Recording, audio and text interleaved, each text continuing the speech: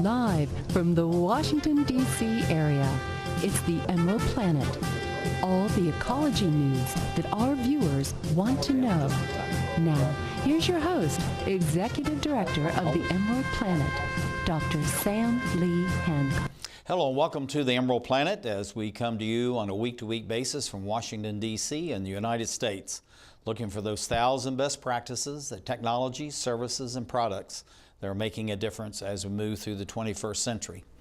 As we go to a planet with 9 billion people by 2050, how are we going to be able to take care of all these people as far as the basic infrastructure and the food, the fuel, the fiber, and all the other things they need to thrive in society and not just survive? And one of the things that we're looking at is the Arctic Circle, because there's great changes there because of climate change. All of a sudden, there's trade routes going through, expansion of business, tremendous amount of natural resources that are being explored and actually extracted at this time. So many people are looking at the Arctic zone as maybe the new Earth as far as the natural resources that we need, and also markets and trade routes. And I have a gentleman sitting right beside me who's doing a great deal in research on all this. This is Dr. Robert H. Rich. He's the Executive Director of what's called the Arctic Research Consortium of the United States, ARCUS. And Bob, welcome to the Emerald Planet. Thank you so much, Sam. It's great to be here. We're glad to have you. I tell you, it's really exciting, the work that you're doing, and the fact that you're looking at the Arctic zone that most Americans don't even know exist. And so you're doing something that's really beyond the horizon in many different ways, and quite literally. But tell us a little bit about the mission and the vision of your organization. Sure. So ARCUS is dedicated to helping Arctic research to connect across boundaries. And we are interested in helping researchers to work better together with each other, to be able to communicate and coordinate, to share with each other and with the stakeholders to the research, the decision makers, looking at changes in the Arctic and what do they mean, and really helping people in the Arctic communities as well to be able to connect with the research. Yeah, and looking at this, I mean, most people don't even know this all exists, and this is such a huge part of the globe that we're looking at there. And of course, the amount of riches, if we can use that term for natural resources, is just becoming apparent. But looking at this map, tell us a little bit about what we're looking at here as far as the United States, the Arctic zone, and of course the juxtaposition to Russia and other countries. Yeah, so the United States is an Arctic nation by virtue of being the owners of the state of Alaska, and there are actually 8 Arctic nations in the world that go around the circumpolar Arctic. That include Russia and Norway and Sweden and Finland, Iceland, Canada, and Greenland, which is part of Denmark, and the United States, of course. Yeah, and looking at this is a huge area. You have any idea what the actual distance is, and then the last land mass we're actually looking at? Oh gosh, the distances are vast. I want to say that the Arctic is something like 1/10 of the Earth's surface. Oh, that's absolutely incredible. Now, looking at Alaska, what is actually the riches and the reach of that into the Arctic zone itself? So Alaska has, depending on your definition of the Arctic, anything up to about 50% of the state is considered Arctic. In fact, some people in Alaska would consider the entire state Arctic. And Alaska has both the vast wilderness areas in northern Alaska, as well as also a lot of commercial activity as well. There's definitely mining, there's oil production, and then there's a lot of Arctic residents in Alaska too. People who've been living primarily by subsistence lifestyle for thousands of years. Yeah, and it's just amazing. And then when you look at many of the tribal areas across these countries that we've just went through there, but go through that list of countries again so people can, now that we have a map, they can actually fix it in their mind. Sure, so the biggest piece of the Arctic is in Russia. They're about half. and then there's Scandinavia, the Nordic countries, and that would include Sweden and Norway and Finland and Iceland, and then Greenland and Canada and the United States. Yeah, and I tell you, it's such a huge area. And the amazing part about this, at one time, you know, this was all frozen, you know, 12 months of the year. Now all of a sudden there's actually trade routes going through that. What's the importance of that as we're looking at the Arctic zone right now? Well, I think that, you know, there's an awful lot of change going on in the Arctic right now. We've been seeing for maybe the last 30 or 50 years that increasingly we're seeing where once the Arctic Ocean was completely covered by sea ice for much of the year, now there's much greater periods of time when different parts of the Arctic Ocean are not covered by sea ice. What does that mean? Well, some have said it's like a whole new ocean opening up, that we've never really had any commercial activity going on. And so now, all of a sudden, people are looking at this. Now, it's not to the point where there's an awful lot of commercial activity yet. That's probably going to take, you know, another 40, 50, 100 years for us to see a lot of that. But a lot of companies and a lot of investors are starting to see potential in that. Yeah, and a number of countries are really juxtapositioning themselves to take advantage, you know, as a country like China, which has no access to the Arctic, but yet wants to be considered as an Arctic nation. Are there other countries doing a similar kind of thing?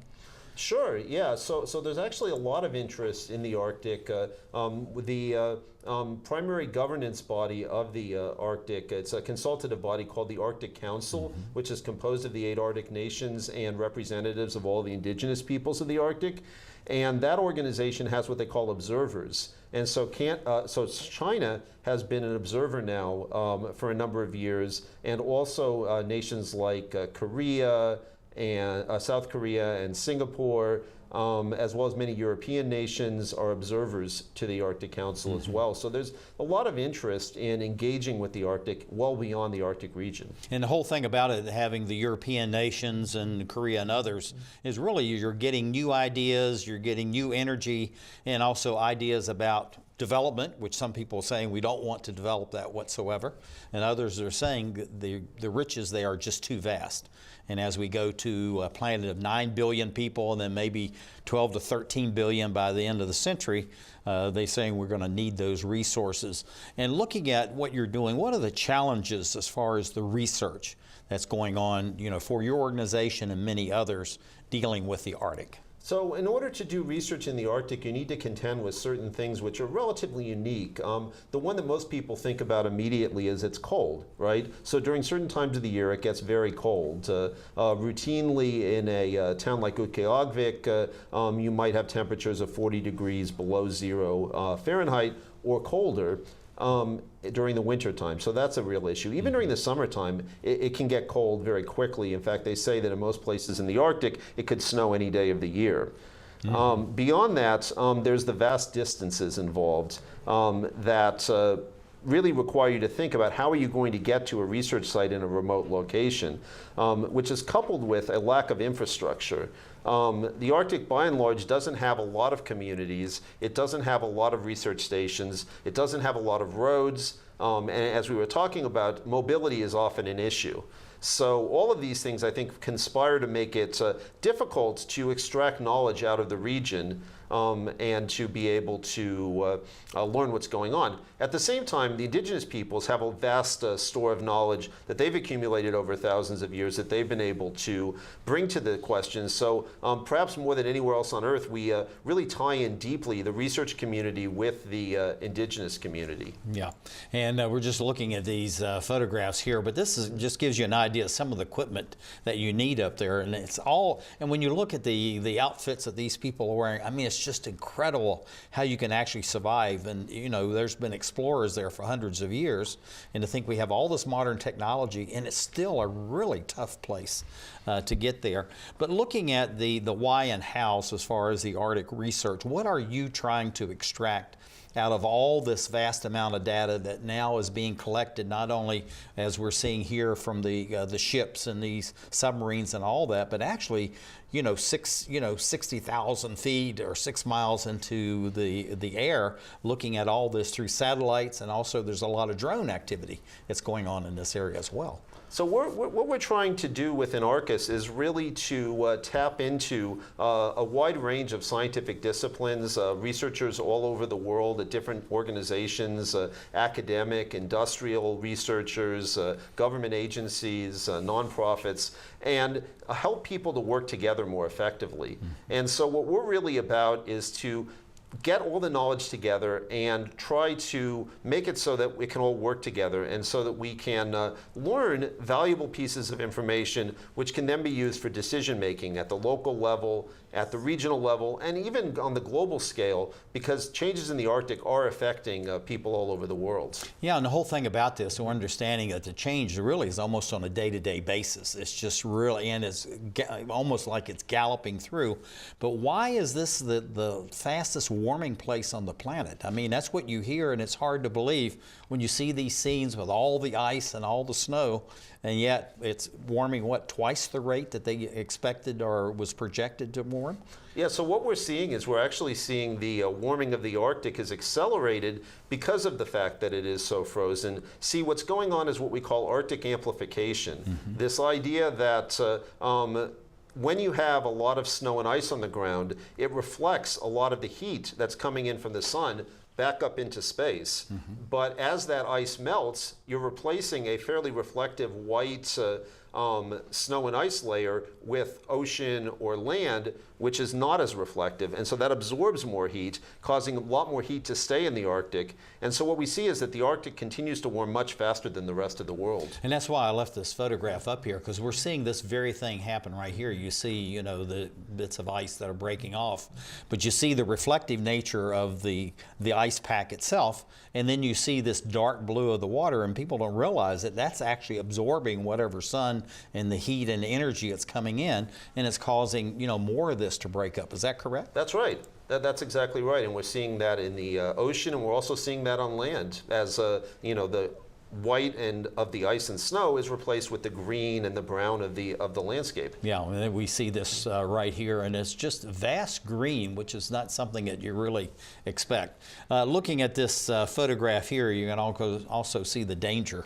that you have in that whole area. But what do you see for the expansion and further broadening of the research work you're doing over the next 5, 10, 15 years for ARCUS? Well, I think it's really important to understand the details of how these changes are taking place, and to think about how can we react to these changes and to do something that will help people to be resilient, to help communities to be resilient, to help Arctic communities to continue to thrive even as the environment is changing. That's fantastic. This is Dr. Robert H. Rich, Executive Director of ARCUS.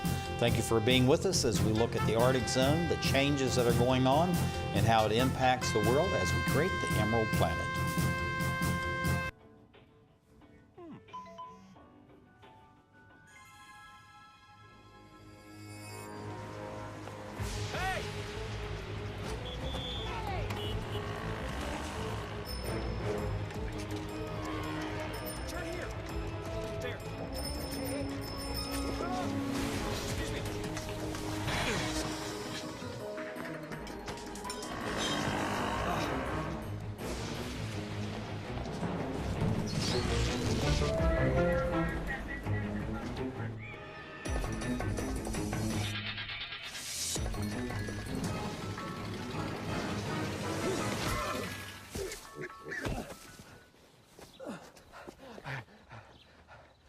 So, same time next week? Well, of course. Put away a few bucks, feel like $1 million. For free tips to help you save, go to Feed the Pig.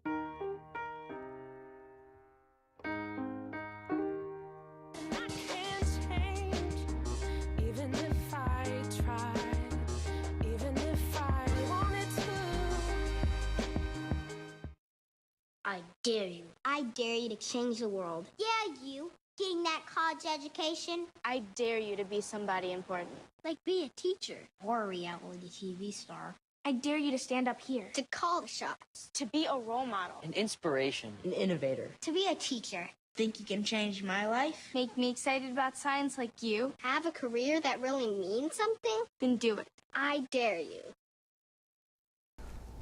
Well, if we do it, you just... They say you don't have to be so strong, but this is my mother, my purpose. Strength is not optional.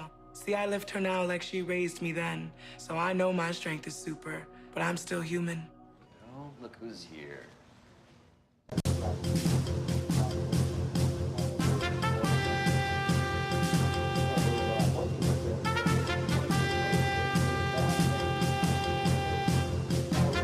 We're back to the Emerald Planet. Here again, your host, Dr. Sam. Hello, and welcome to the Emerald Planet as we're looking around the globe for those 1,000 best practices, what we call the best of the best, or the solutions that are making a difference as we move through the 21st century. And as we go towards 2050 and we add 2 billion new people to the planet, how are we going to be able to identify and actually make available all the resources that are going to be needed so that these people are actually thriving on Earth and not just surviving? And many people say we just can't do that. But at the same time, these 2 billion people are going to come along anyway, it seems like, and so we have to take care of them. And someone sitting right beside me is actually doing a lot of research in that and trying to make sure that we're ready for these new people. This is Brenda Eckwurzel. She is a senior climate scientist and director of climate science. This is a long title you have there. For Climate and Energy Program at the Union of Concerned Scientists, the UCS. And Brenda, welcome to Emerald Planet TV. Thank you so much. We're glad to have you here. And this is a very famous organization, Union of Concerned Scientists. So tell us a little bit about what it means and what it does and some of the vision and the mission it has, and then let's get into the Arctic and some of the work that you're doing there. Sure.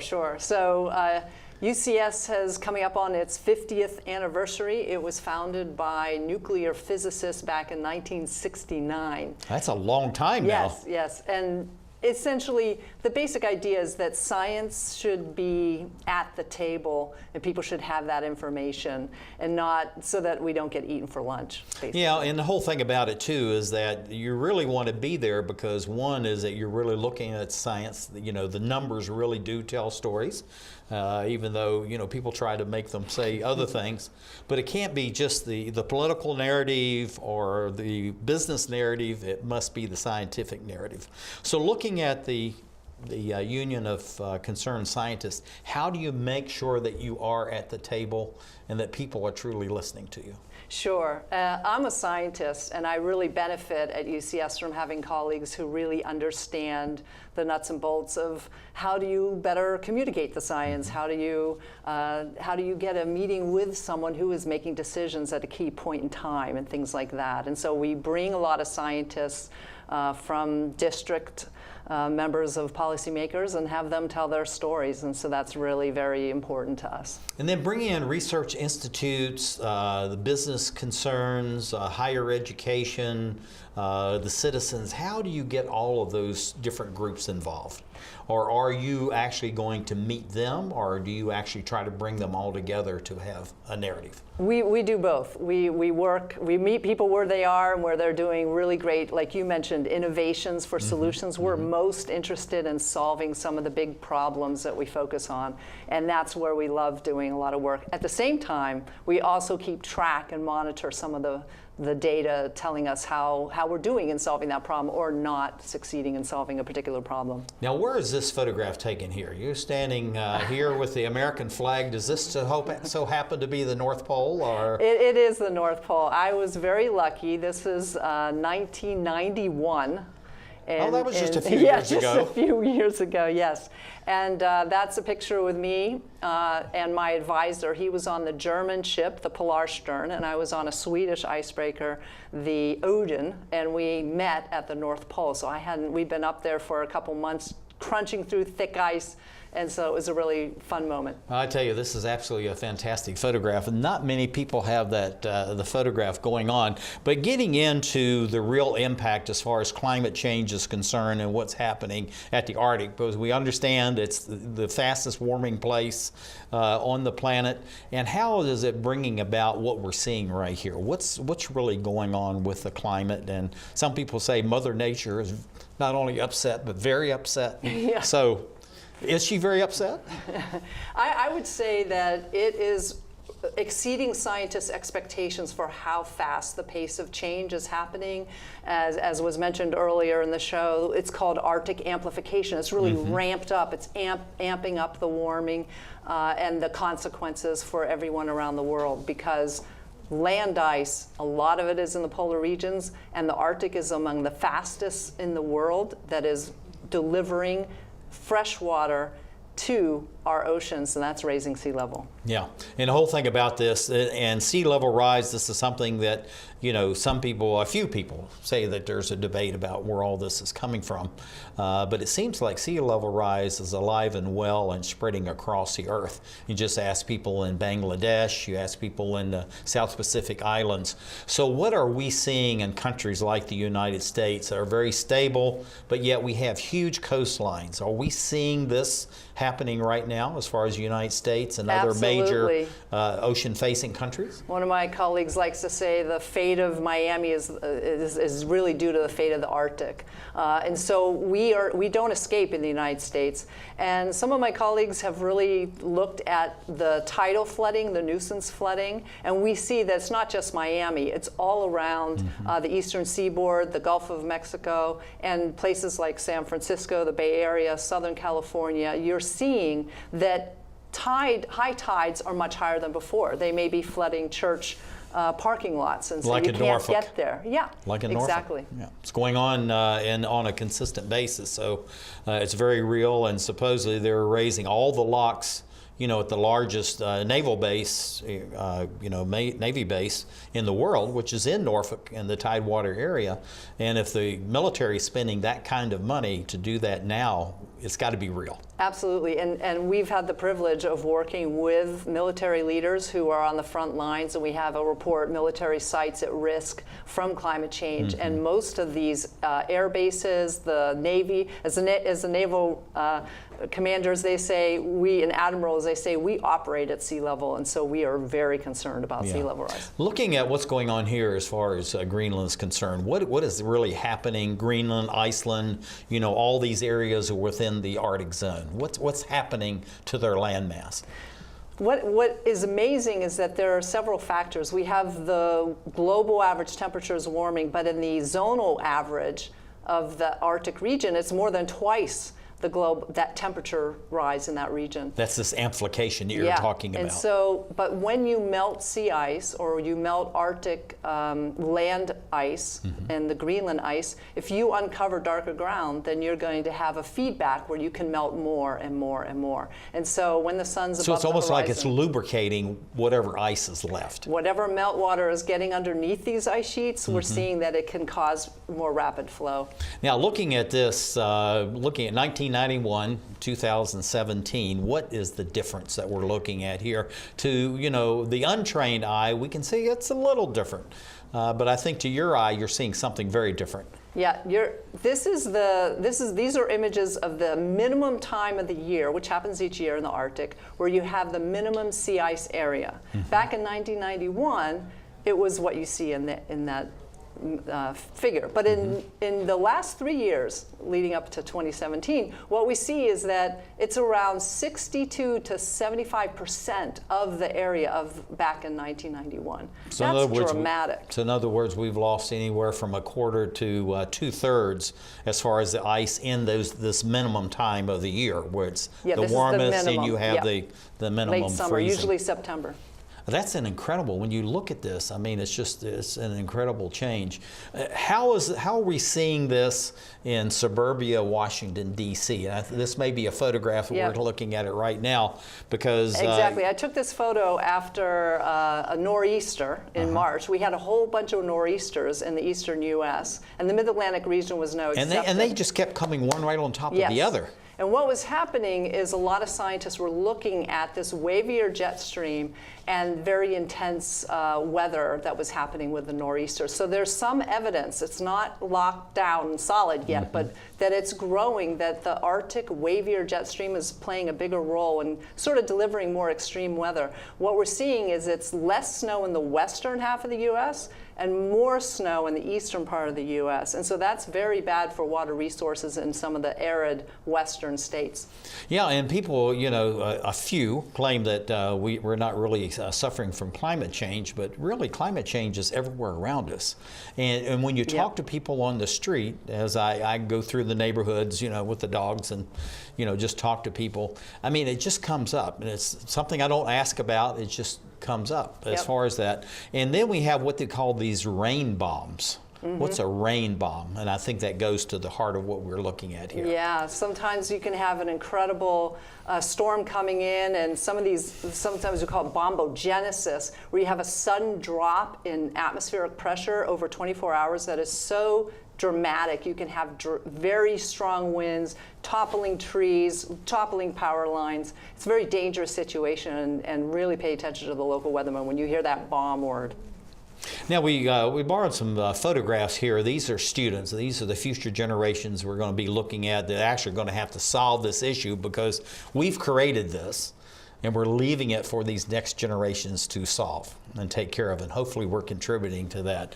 But looking at what is the 3 key things that these young eyes and these young brains need to know as we move forward, and how to address climate change and to look at the Arctic in a totally different way than we've ever looked at it before. Right.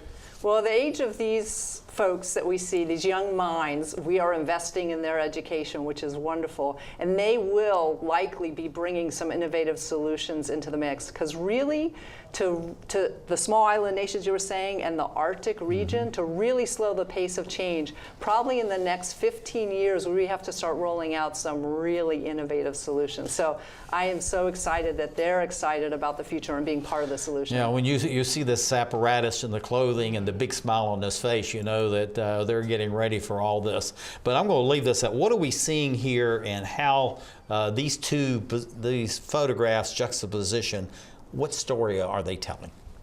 What I see is that a lot of us who have been studying this for a long time have been sounding the warning bells.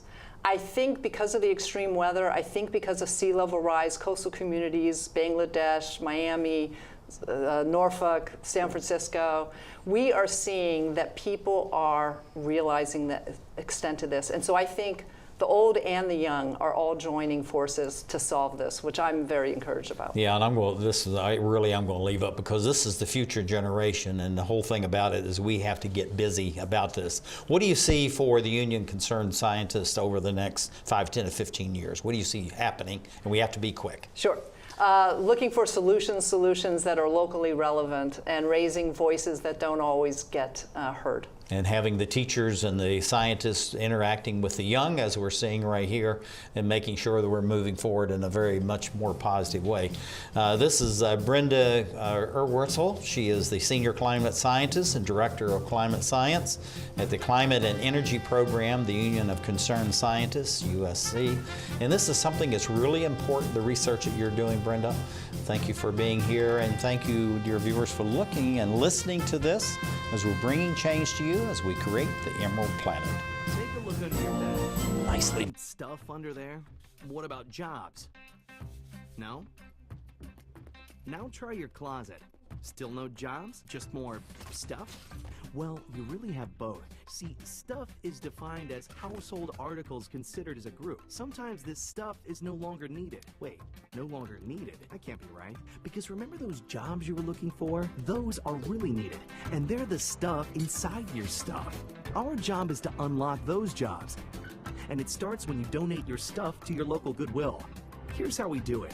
When you donate to Goodwill, we sell your stuff to provide job training for people right here in your community. So just by teaming up with Goodwill, you help create jobs. And isn't that worth parting with the leftover keytar from your 80s cover band? Goodwill. Donate stuff, create jobs. We just finished dinner and it was time for homework. He hates homework. I know he's bright. Why is it so hard for me? He's just gotta try a little harder. 1 in 5 children struggle with learning and attention issues. Go from misunderstanding to understood.org. It's me, Artie. Come see what I collected from the creative galaxy in my idea box. Transform your world. Will you help me make art? Before you throw it away, Hey, I have an idea. think outside the box. Go be amazing! Give your cardboard box another life. Recycle. Most party fouls? Not a big deal. But if you decide to drink and drive underage, you could lose your license and your freedom. Underage drinking and driving. The ultimate party foul.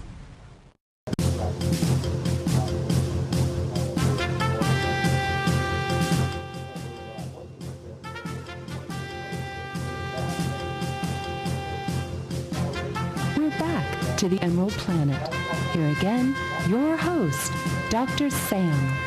Hello and welcome to the Emerald Planet as we come to you from Washington, D.C. And what we're doing is we're trying to glean out the new information, the new dynamic that's going on around the globe with climate change, and at the same time, what is happening at the Arctic Circle.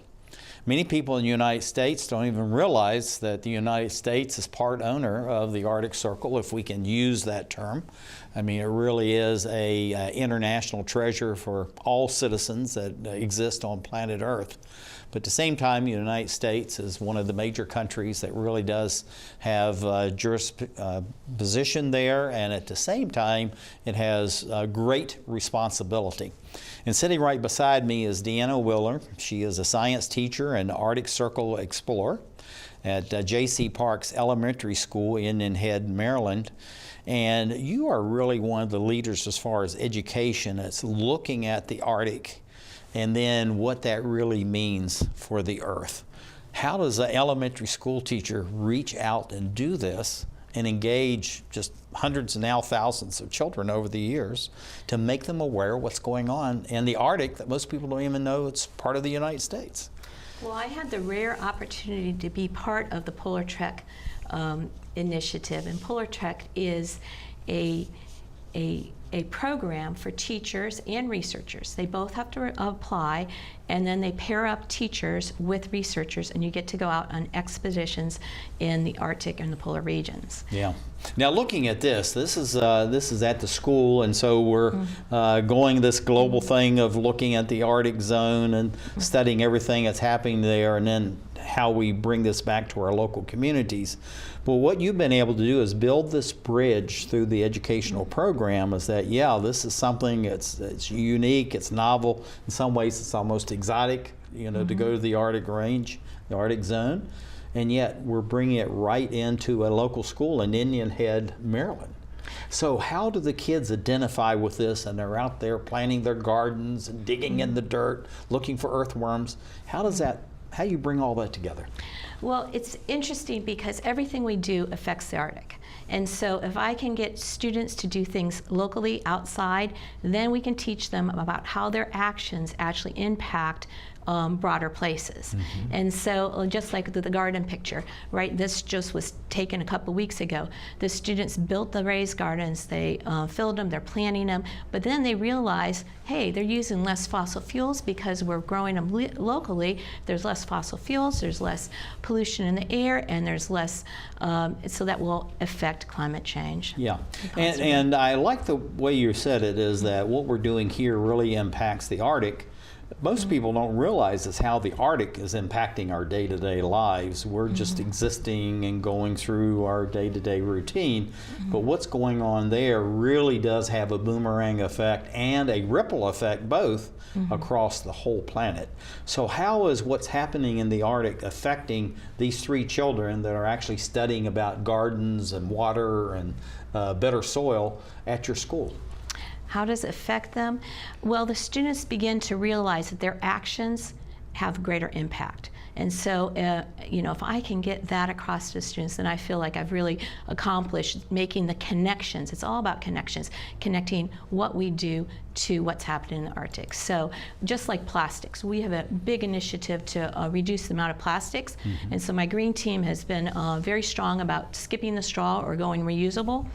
And so they realize, and now with the current research, they're finding plastics in the ice up in the Arctic. They're finding plastics in the deepest trenches in the ocean. So they realize that our accidental trash or our use of straws then have greater impacts beyond them. And so what they've decided is that if they can focus just on one small thing like straws, then perhaps they can get people to think thoughtfully about their choices, and if they can make different choices, then we have a much broader reach. So our goal right now is to skip the straw, and we've been actually, the county commissioners have recognized it. We did a program with 30 nonprofits and elected officials that came along with parents and 200 students, where the students taught everybody about the watershed and the impacts of plastic. Yeah, and looking at this photograph here, I mean, this is something that's very practical, it's very real. You have, you know, the adult and the children all working together, and really it's almost, they're nurturing the plants, but it's about water harvesting at the same time. Why is water harvesting so important in all the things that you're doing with the gardens and the outreach as far as the science is concerned? Watershed is prime in our area because we're so connected to the creek that's next door, our wetland. We actually built a wetland to stop the erosion. This is at the school? Yes. After I came back from the Arctic, I thought, we got to make science real. So how can we make it real? We went out in the playground, we went out, we saw a little bit of erosion. Well, 2 years later, and $137,000 worth of grants, we had the whole school plant 4,000 plants, and we built our own wetland, 2 rain gardens, several upland forests, because they know if we can slow the water, we can clean the water, then we're going to make better impact on all our streams, Chesapeake Bay, oceans, and Arctic. Yeah, the theme that we have here, I'm going to read this to you. You already know because we discussed this, but meshing the love of learning and the out of doors so that no child is left indoors. You know, it's normally no child is left behind. Right. Now you're saying no child is left indoors. What does that really mean, and how is this being amplified right here with these children? Well, I believe science has to be hands-on. So if it's hands-on, it's meaningful for the students. So the way to make it meaningful is to get students outside. I took a poll one time in my 3rd grade class, asked how many students had walked in the woods, and I was amazed. Only 3 out of 1 class did. So that's what we do. We get the students out there. So in essence, about 3 out of 30 roughly.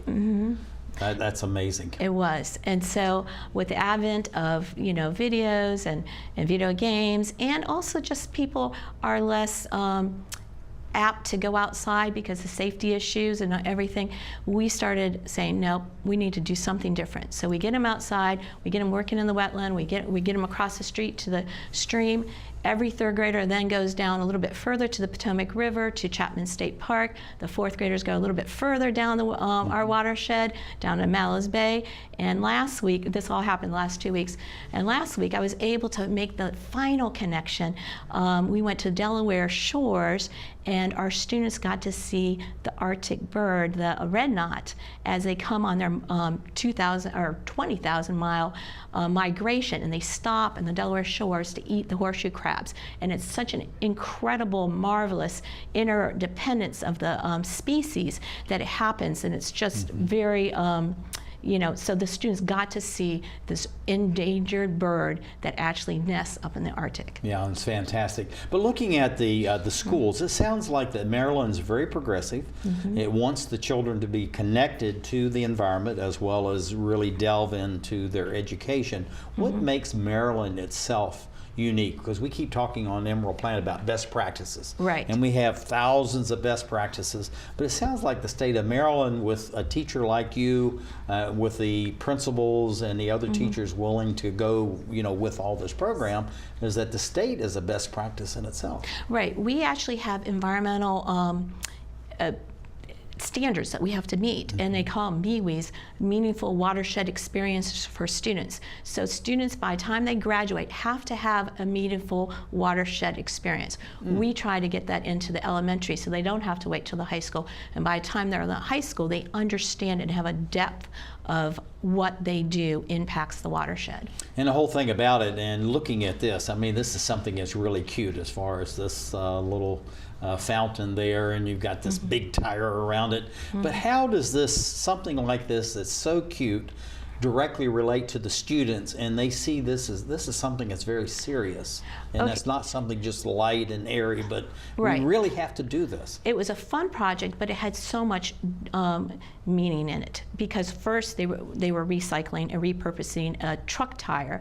Secondly, they connected the use of the solar power, because they decreased the amount of fossil fuel use by using solar energy. Then they realized, hey, they are actually making a positive impact on the environment by reusing and using alternative energies, and that had an effect on climate change and the Arctic.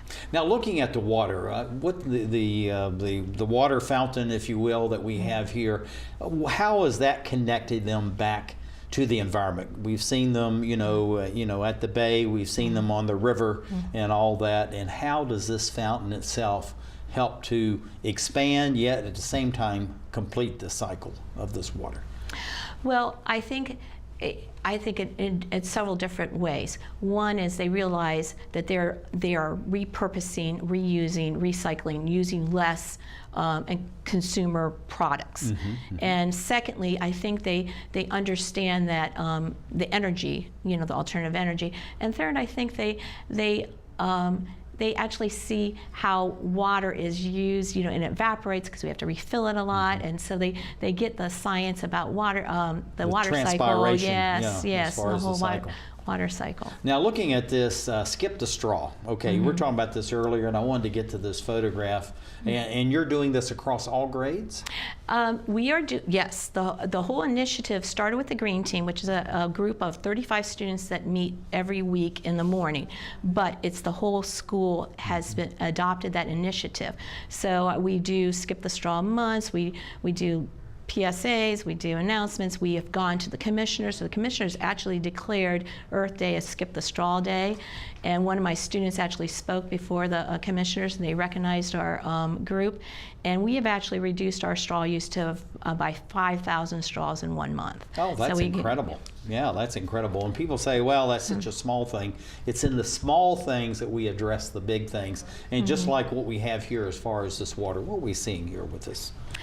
Oh, okay. So there's two things going on in this water. We're an Ocean Guardian school too, a no Ocean Guardian school, and so we were able to get a grant to get a hydration station, which we have now decreased by 35,000 one-time use plastic bottles, because we see bottles a lot. Can we say that again? That's significant. 35,000 one-time use plastic bottles. We've reduced that, removed that from the waste stream. That's incredible. Yes. Congratulations. Thank you. And above it is a mural that we made out of, other than the canvas and the paint itself, everything else is recycled items. And what you don't see, it says Marine Mustangs to the Rescue, and it's about our sea life and protecting it from plastic. Yeah, and this is making it right there. What do you see for the expansion of this across J.C. Sparks Elementary School and even the state? Well, we would... Got to be quick. Okay, we would further like to expand our Skip the Straw. We want to see Charles County ban straws entirely. Oh, that's absolutely fantastic. And this is really some beautiful artwork you have going. Deanna Wheeler, she's a science teacher, Arctic Circle Explorer, J.C. Parks Elementary School, Indian Head, Maryland. Thank you for being with us. And thank you, dear viewer, for being with us as we look how youth really are the leaders of tomorrow as we create the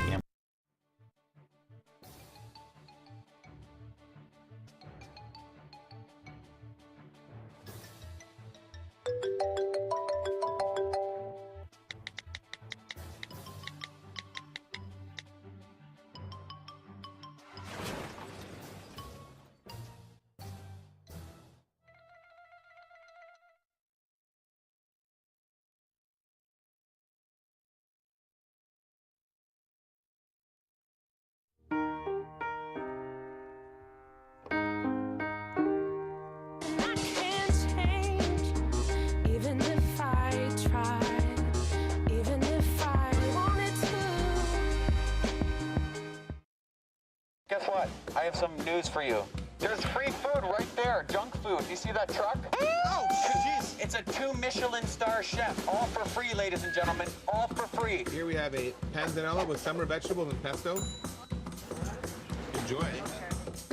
How we doing? Fantastic. So what do you got going on underneath that plate there? This food is really about to be thrown away. Yeah. Bro? Is there something wrong with this food? Where did you get it from? From farmers markets. They put aside the ugly vegetables and the ugly fruits. Carrot Top, soft avocados. It was all food that was going to be discarded. Even the drink you had is made from like a little bruised peach. Did it taste a little bruised? Great. It's good. The average person throws away 24 pounds of food a month. That's a lot. Isn't that a lot? Go visit savethefood.com for more information. Thank you. Junk food time!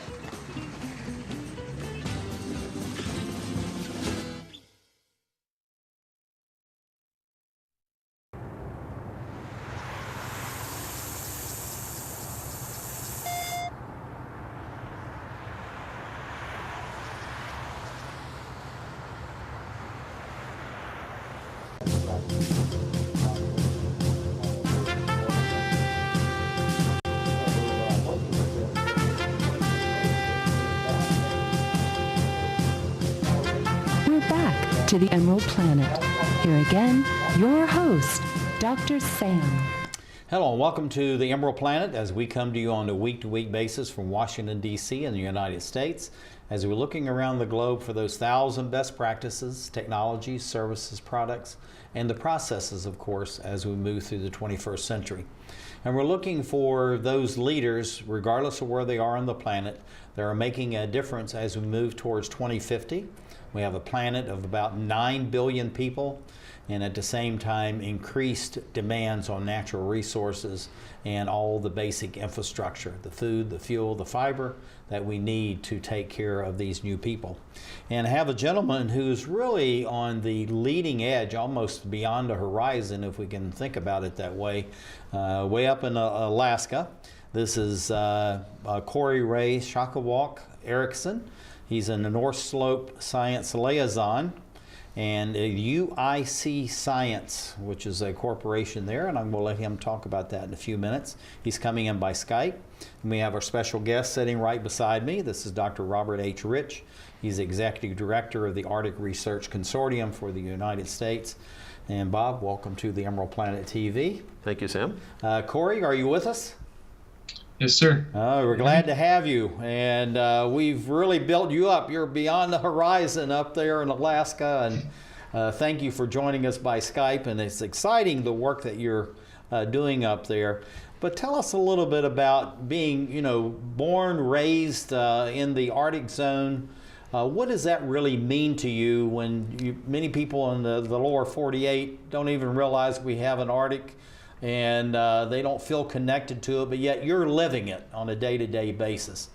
Tell us about how that special relationship that you have there. Thank you. Thank you for having me.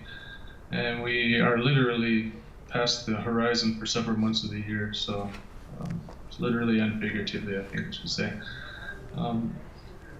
I'd like to first point out that people might not realize how diverse and how wide Alaska is as far as geographically and the populations that are spread out, and the part of Alaska that's considered Arctic has just this wide variety of different cultures. We have the Inupiaq Eskimos, Yupik Eskimos, Siberian Yupik.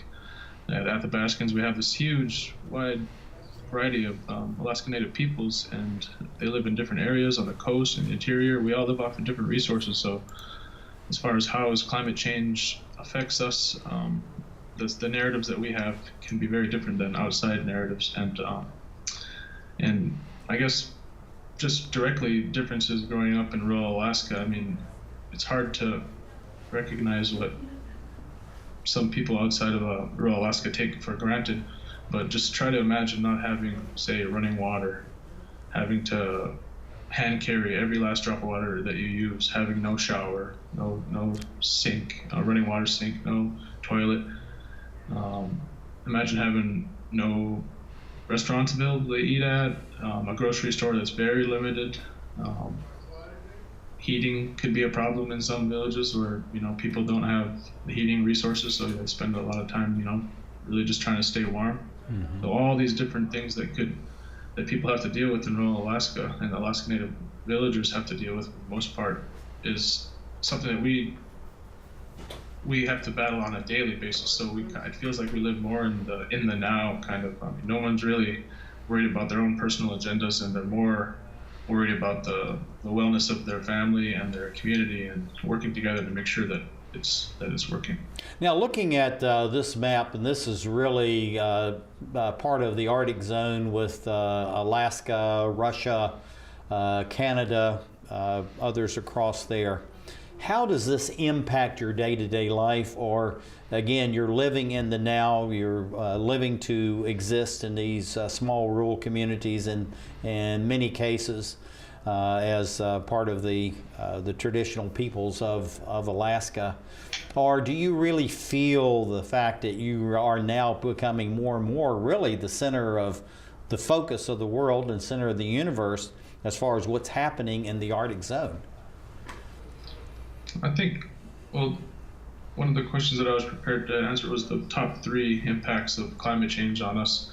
And I think as far as coastal communities, the communities that focus on the marine mammals as our primary resource, sea ice is by far number 1, having a huge impact on our access to resources and the protection of our villages that are living right on the coast, as far as not having that skirt of ice to protect from storms.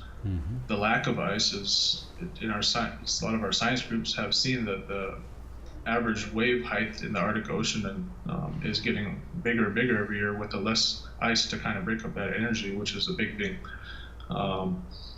Animal movements are changing, and we're adjusting with those changes. Bird migrations, sea mammal migrations, it's in our nature as rural Alaskans and Inupiaq Eskimos to be very flexible and to be able to adjust with these changes. So if you could imagine having a reporter come into a village and asking all these questions that are based on narratives of climate change from, say, East Coast or Facebook or something, it's hard for us to visualize how people see these changes because we're living in the now, in the day, and we're not worried about a lot of these narratives. So it's really hard to bridge that gap. The conceptual gap is very huge, but then the geographic problem. I mean, Washington and the East Coast, the distance from Arctic is just really hard to explain to people. Yeah, and I think also too is, and we have this map here as far as the native languages and the different types of traditional peoples that you have there. And I think most people in the lower 48 have no concept of really the diversity and the difference among traditional peoples as far as the food, the lifestyle, the religion, language, and all these other kinds of things. How does that diversity really impact on the day-to-day life? Or everybody just pitches in, you work together regardless of background, and try to move forward as best possible? I think it really is in our nature to be, the communal, everybody helps out each other. It's just part of us, so that's not something new, and that's kind of how we're dealing with these new problems. We have such a drastic seasons, even without climate change. Our seasons are so drastic and changing. We have to pay attention to so many variables that we're used to that kind of thing.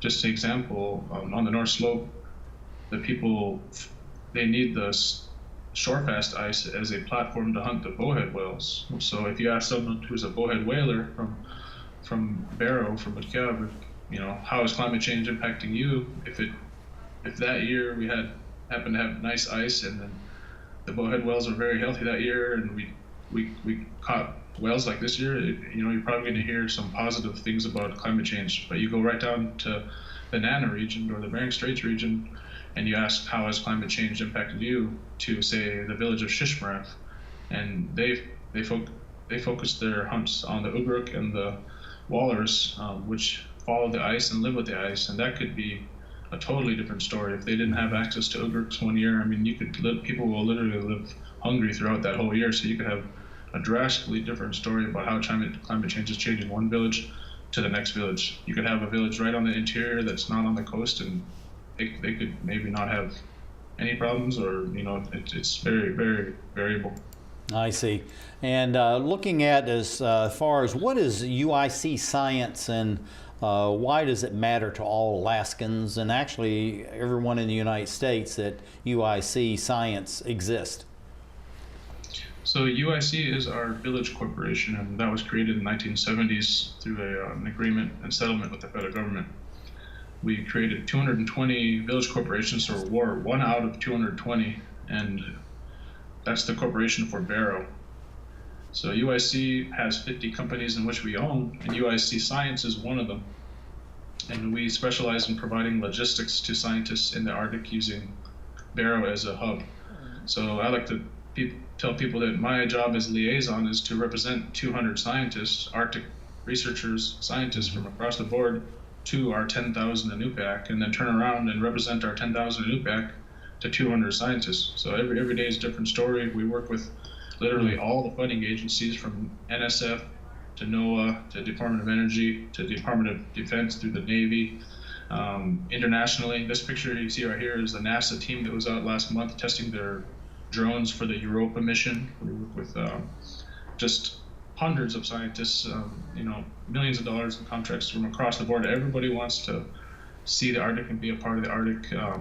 Example here you see on your screen now is, we hire Inupiaq whalers and people who are professional in subsistence resources and have that traditional knowledge, and we put them in charge of a lot of these research groups as far as being going out on the ice and setting up camps. The guy in the background, Michael Thomas, he has a gun there. He's the bear guard, and he's watching the conditions, and he's making sure that the scientists are okay. Their lives are in his hands, and he's utilizing that knowledge that he experienced throughout his life from his elders and everybody. So that's kind of how we utilize the traditional knowledge, and that's really gives us a hand up as far as helping researchers, because they need that logistical help. Yeah. And I've got Bob sitting right beside me, and he knows very well how we really depend on the wisdom, the knowledge, and the sensitivity to the surroundings in order to really live in this kind of harsh environment. But Bob, you have the next question. Yeah, so Corey, can you tell us a little bit about how UIC Science effectively provides support and logistics to the Arctic researchers? Yeah, and just to go through a quick timeline, just in a nutshell, the federal government early on, they had a huge interest in the oil and gas in the North Slope, obviously. In 1921, they locked up most of the North Slope as a reserve for their new Navy gas and oil-powered fleet. So that's why they created this base camp. It's kind of a base operations camp outside of Barrow for that oil and gas exploration. In the 1940s, after the World War II, oil and gas interests pulled out. Scientists came in and took over that campus. So for 30 or 40 years, it was the main Arctic research campus in the whole world, pretty much. The Navy lost interest, pulled out around the 80s, and they handed it over to our native corporation. So that's how we fell into this niche of owning this entire research campus, these laboratories. We have new state-of-the-art facilities. This image you see here is kind of jumbled, but that's just one example of one of our garages. We have snow machines, four-wheelers, off-road vehicles, boats, anything you could think of garage space. There's some of our new facilities, but that's how we fell into that niche. Corey, we're going to lose you just in a few seconds. What do you see for the growth and expansion of your organization over the next 5 or 10 years? You've got to be quick. Have to keep representing our native people on the North Slope and try to respectfully listen to other people's narratives of climate change and share ours so that we're all on the same page. That's fantastic. It's shorten his name, Corey Erickson. Right beside me is Dr. Bob Rich, as we're looking around the globe to create the Emerald Planet.